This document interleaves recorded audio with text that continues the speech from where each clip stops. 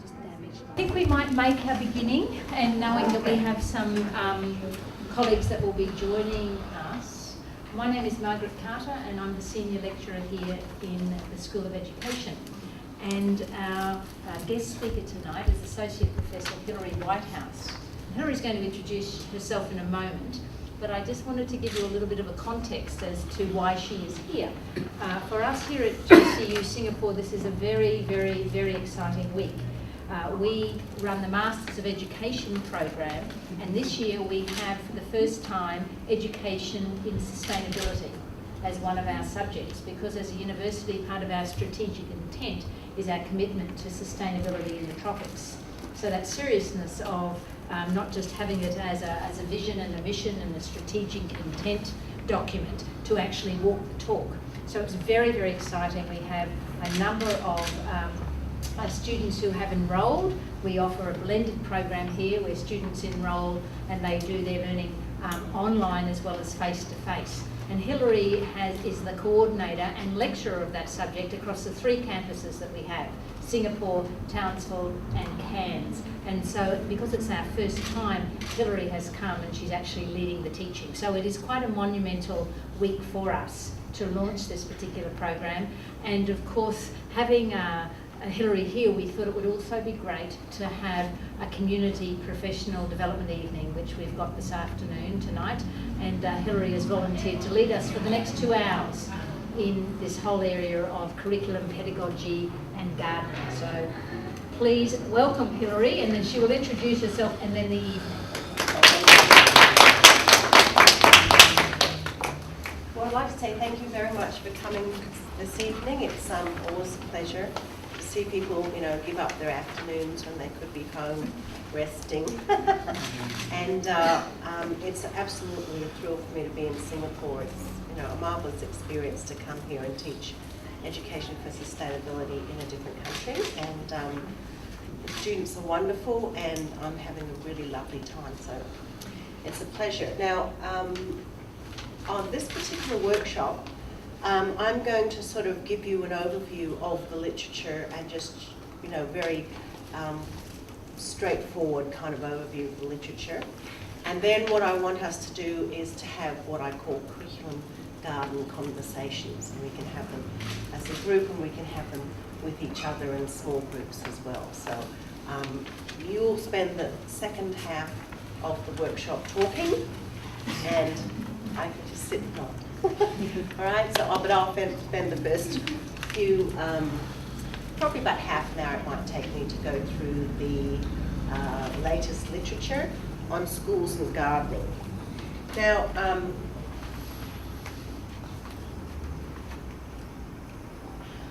my introduction to myself, yes, we better start with that, but we'll start with a summary. Now, you might say, oh goodness, we start, the very first slide is a summary, but I thought just in case you wanted to have a little micro sleep or you've had a bad day, here's the summary of what the literature shows, and it's quite unequivocal.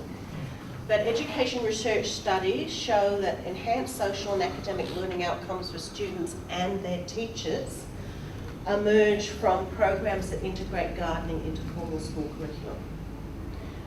Unequivocally, 20 years of research shows this, and I'm going to discuss that research. Most of these photographs, particularly the kind of random poppies or tulips, were taken by me with my little Instamatic. I often find that when you give a presentation and you just use your own photographs, you avoid a lot of hassles in terms of attribution and stuff. So you won't see any pictures of children, because in Queensland, where I'm from, it's very difficult to do any kind of public lecture with faces of children on it because of the privacy laws. And so mainly you've got pictures of plants who don't seem to worry too much about their privacy. They're all out there being plants anyway. Yeah. I live in inner city Cairns in Queensland. It's about 15 degrees south. It's still very tropical. It's not quite equatorial as it is here, but it's still very tropical. I live about sort of in there in an apartment building, so I sort of live under the same kind of conditions that many Singaporeans do. I did used to live in a very large house that had a very large garden. I had a dog and 2 cats and 3 kids and a husband, and one day my husband said, let's move to the city, and within about 2 months we were gone to the city, where we try and live just by ourselves. Sometimes the kids come home and take over the apartment, but so I've done the big house with the big tropical garden, and now I'm doing the much smaller apartment with a fairly large veranda on which I'm now trying to grow things. My first round failed miserably because the sea breezes come in, and of course I just hadn't put enough stuff in the potting mix to make sure the water stayed in there. So I had to repot everything, put in the coconut, that wonderful coconut fibre, and so I'm doing another round of experiments in terms of what's going to work on my veranda. So this talk comes out of my interest. I do actually find that if I'm not getting my hands dirty on a regular basis, I start to feel a bit weird. I use gardening as therapy for myself. It's a completely acceptable thing to do, and the older you get, the more acceptable it becomes. All right, so I did go on the website and look at what Singapore is doing to look at the frameworks.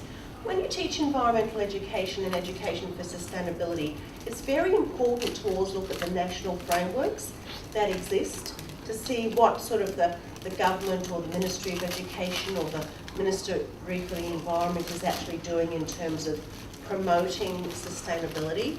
And you'll find that really recently, over the last decade, there's been a flourishing of these kind of framework documents and framework plans. To the extent that they get implemented or not really depends on the political will of the nation. And I think that Singapore seems to have a lot of collective political will. So when I talk about these plans, they'll probably be very truthful. Nigeria does have a climate change plan, but no one knows how much that is being actually implemented, you know. So there's always a gap between, sometimes there's a big gap between the actual national planning and the implementation, and sometimes there's a very small gap, and nations tend to do quite well in meeting their targets that they set themselves. So at the moment, I think that the target is that 50% green coverage of the Singapore nation. And as a foreigner, when you come to Singapore, what is most striking about Singapore is the immense level of green. I mean, it's really, really pleasant to come here. It's attractive. We know that green is seductive for humans. We've got monkey eyes. We can see a myriad of hues of green that, for instance, your dog cannot see or a bird cannot see. We can really distinguish all the greens. People who cannot see green are quite disabled in our society, you know, if you're colourblind. So we have this amazing capacity to see green, which is why when you come to a nation like Singapore, and there's all these different greens and all the different subtle colours, you find it very kind of humanising. It's ironic that plants humanise human environments, but they do. It's very humanising, it's very pleasant, it's aesthetic, it's calming. And this is how Singapore really distinguishes itself as a nation and a city. So the Ministry of the Environment and Water Resources is committed to providing Singaporeans with a quality living environment. They've set out a goal of a clean, green living environment. And what the department will now like to do is to move from maintaining good environmental performance in the short term to attaining environmental sustainability in the long run. So not only being able to sort of, you know, reduce levels of pollutants, and they've got lots of data up on the web, which I've had a look at, it's very impressive. Not only just, you know, reduce the levels of pollutants, but increase the level of quality of life associated with living in the city, increase biodiversity and recognition of biodiversity, and try and build a very put efforts into sustainability, not just mitigation. Okay, and there is a document called the Blueprint, the Sustainable Development Blueprint which is to achieve a good living environment over the next 2 decades. This first green plan was produced in 2002, so Singapore really was ahead of a lot of nations in that respect. And now we have the blueprint here. And the aims are very clear, that the plan says that, you know, we need the economy to grow because of the job creations, raise our standard of living and yield the resources that we need to spend on our environment. It's one of those well-known things that wealthy countries have more money to spend on environmental maintenance and restoration than poorer countries. And then there's this really interesting statement, but we must grow in a sustainable way, or else high GDP per capita will be achieved at the expense of our overall quality of life. So here you have the Singapore government doing a very sophisticated recognition that it's just not enough to have high GDP, you know. If you can't breathe the air that surrounds you, and you can't trust the water, and you can't eat the food because it's contaminated. And that is the case in some cities, where the poor old people living in the cities can't actually trust the quality of the lettuce that comes from the nearby countryside. So, and that is not quality of life. So you have to have this idea of quality of life mixed in with your ideas of development. Okay. Now to get onto the actual school gardens. In the last 20 years, there's been a very large movement in a number of countries to actually not just have a school garden as an aesthetic, that's something that's looked after by gardeners, but also to have a school garden that is designed and made by children and their teachers and used very regularly and on a continuing basis as integrated as part of the curriculum and pedagogy of the school. And the aesthetic purpose of a garden, we all know that. We all know that gardens humanise us. And in the 21st century, school gardens are increasingly and widely recognised as powerful sites for learning, as sites for learning. Not just something that sits and looks pretty as a backdrop, as an aesthetic backdrop, but actual as sites for learning. And that's basically what I want to talk about today. Now, there's a very nice article published in the Journal of Environmental Education by an author called Blair, I'm sorry, I can't remember her first name, where she did an evaluative review. And these are very useful things when you're working in academia, that someone is nice enough and wants to take the time to do an evaluative review, because what these nice, kind people do is they read all the literature and they analyse all the literature and they put it together and they come up with all these lovely statements. So instead of me having to troll through 20 years by myself, I start with Blair, who's done this lovely. And the reason I started with her is the Journal of Environmental Education is actually, it used to live in America. It was started in America in 1969, but now it lives in Cairns with Bob Stevenson and myself. We snap it.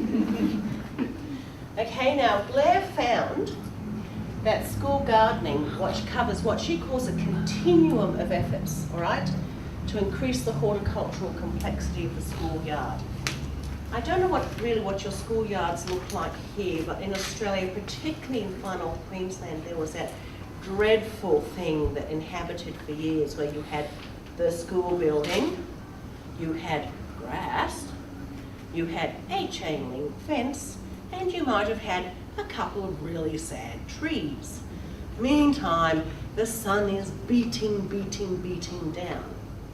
And it was reflected too in people's home gardens, where you had a house, flat grass, and maybe a mango tree, you know? And this was considered, and there was a very strong anti-tree feeling in far north Queensland for a very long time, to do with the frightening aspects of cyclones. But it's actually been shown that trees buffer the winds against cyclones, so you're better off having a few trees Not ones totally close to your house, but certainly a bit away. So, and I remember when I first moved to Far North Queensland from Adelaide, and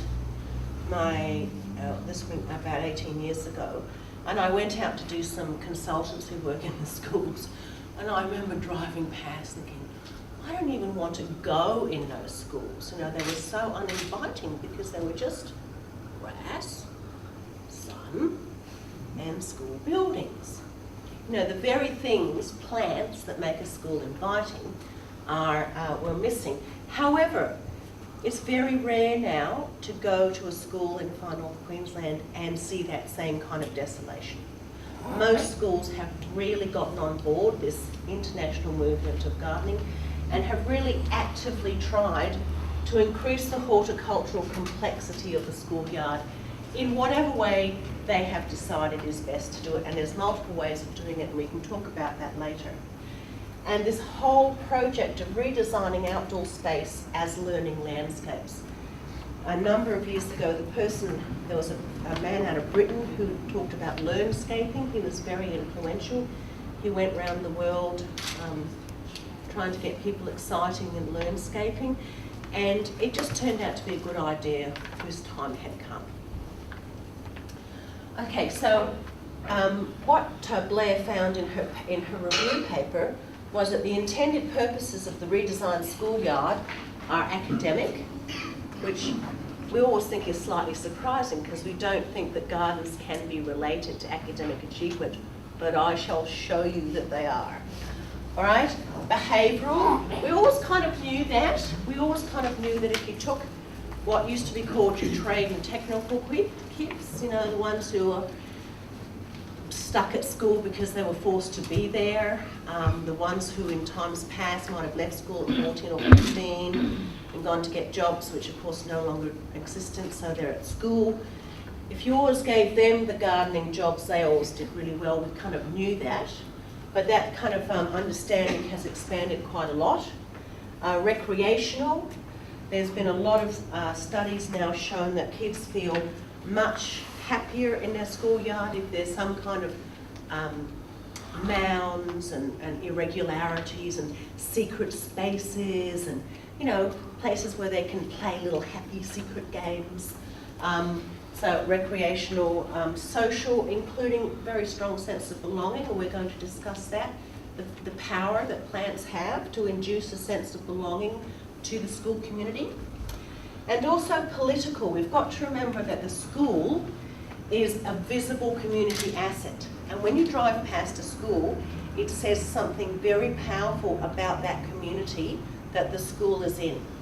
So if you go past the school and there's all this kind of lush stuff happening and, you know, the school looks inviting, that says something about the community. So something about the parents,